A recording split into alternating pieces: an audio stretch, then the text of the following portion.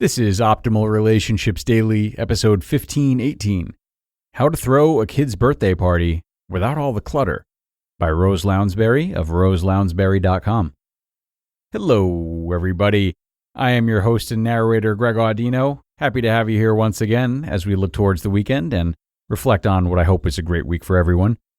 Now, I've got another parenting post for you today, a really practical, easy-to-follow one about throwing birthday parties for your kids that are clutter-free, and therefore free of more stress as well. So let's jump in and see what author Rose Lounsbury has to say as we optimize your life. How to Throw a Kid's Birthday Party Without All the Clutter, by Rose Lounsbury of roselounsbury.com. My triplets will turn 13 tomorrow. Yes, I will have 3 teenagers all at once. Please send your prayers. Now that they're older, they've moved beyond the I want to invite every single kid I know type of birthday party.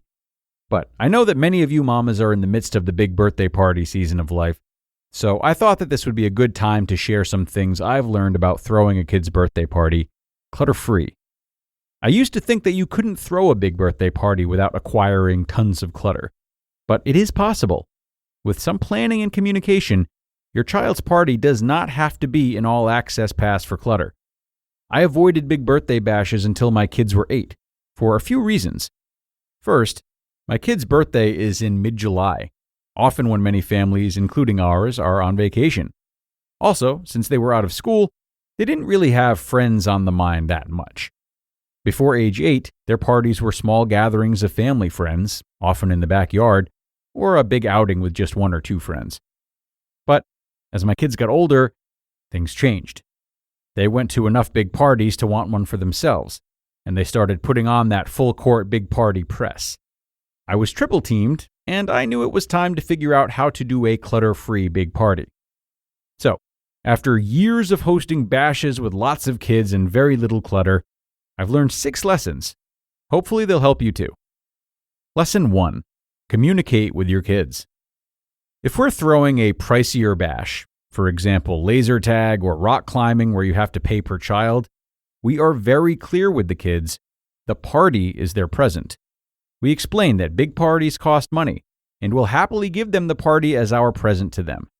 The kids are fine with this, but it's because we're very upfront about it. If the venue isn't expensive, for example, a shelter at a local park, we tell the kids that the party won't have presents, but that we will give them presents at home.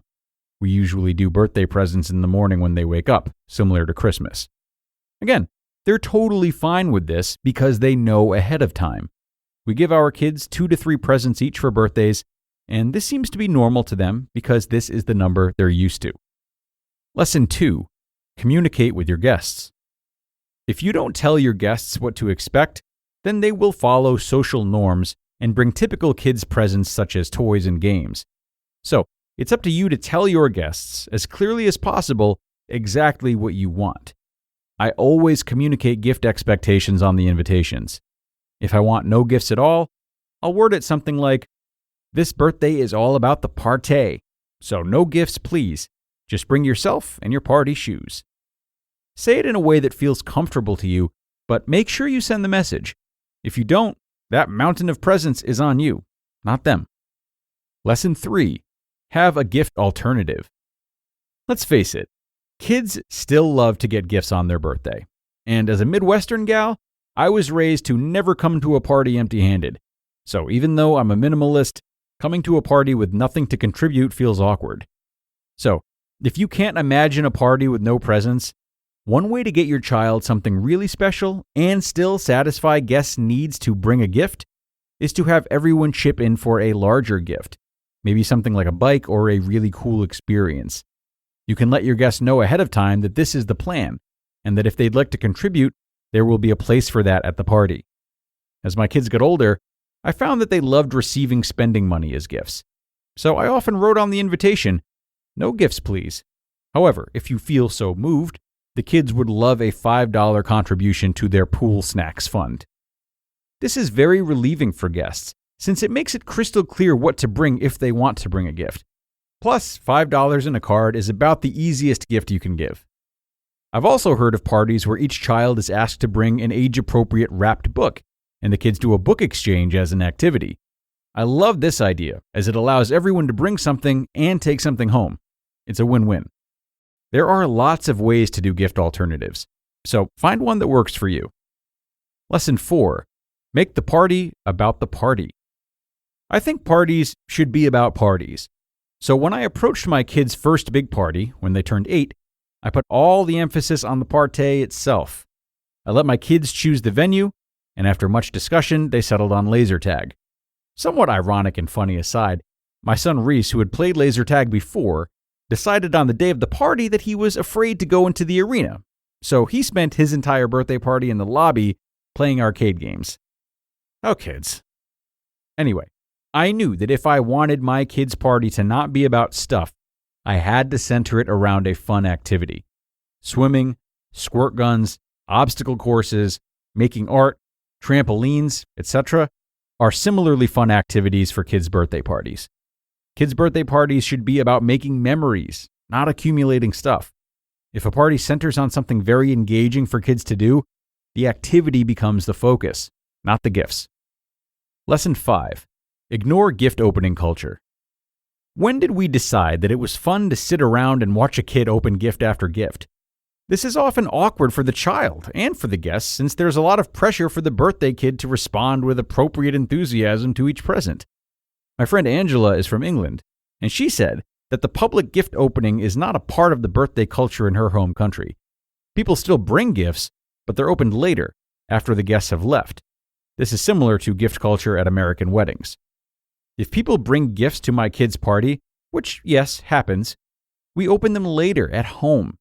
And of course, we send thank you notes to everyone who came to the party, whether they brought gifts, money, or just their wonderful selves. Public gift opening is just not part of the party at the Lounsburys, and it doesn't have to be at your parties either. Lesson 6. Ditch the treat bags. Seriously, can we all just agree that treat bags are artfully packaged clutter? The only things my kids have ever received in a treat bag that did not end up in the trash within a week were edibles. I'm making an honest plea to my fellow parents out there. Stop the treat bag madness. If you feel that you must give a treat bag, might I suggest some mostly clutter-free alternatives? Sweet treats, such as cookies or candy, snacks, such as crackers or juice boxes, a packet of wildflower seeds, coupons for an experience, consumables, such as bubbles or sidewalk chalk, fun necessities, such as berry-flavored toothpaste or cool Band-Aids, a note saying that a donation has been made to insert charity of your choice in the guest's name, and a gift card to a local establishment, such as a nice ice cream store or smoothie shop. I would love to make that list longer, but I hate to break it to you, there's not much you can put in a treat bag that is not clutter. So I say save yourself the hassle and show your guests how much you really appreciate them by having your child send each guest a handwritten thank you note the week after the party. This will make your guests feel special, and it teaches your kid a valuable life skill that will serve them well into adulthood. I hope this post helps you reimagine the big kid's birthday party without all the clutter. Cheers to less stuff and more you. You just listened to the post titled, How to Throw a Kid's Birthday Party Without All the Clutter by Rose Lounsbury of roselounsbury.com. And thank you so much to Rose for this one. Definitely a post that I could imagine is scary to some, both because of how they might feel their kids will react, as well as how they feel their fellow parents might react. And this is a really normal concern to have. But that's also why this pitch of Rose's comes with so many potential benefits. Not only is it great for the minimalist parent, of course, but it's also a fantastic means of running your family your own way, even if it doesn't follow suit with those around you. This type of forging of one's own path is something many of us feel we overcome when we're younger, but it's not always the case. So if Rose's ideas intrigue you, but you feel they'd be a bit too atypical to manage, just remember that this is an opportunity to lean into your individuality as a parent. And not just that, but also a chance to show your kids that they don't have to follow the crowd either. A lesson that will be sure to stay with them into adulthood. To show them this at a young age with proper communication and manageable expectations is really valuable. So that's going to do it for today, folks. As always, I thank you for being here, and I hope you enjoyed this second parenting post out of 2 for the week. And be sure to come on back tomorrow, where we are going to be hearing from the ever-popular Mark and Angel. I hope to see you there, where your optimal life awaits.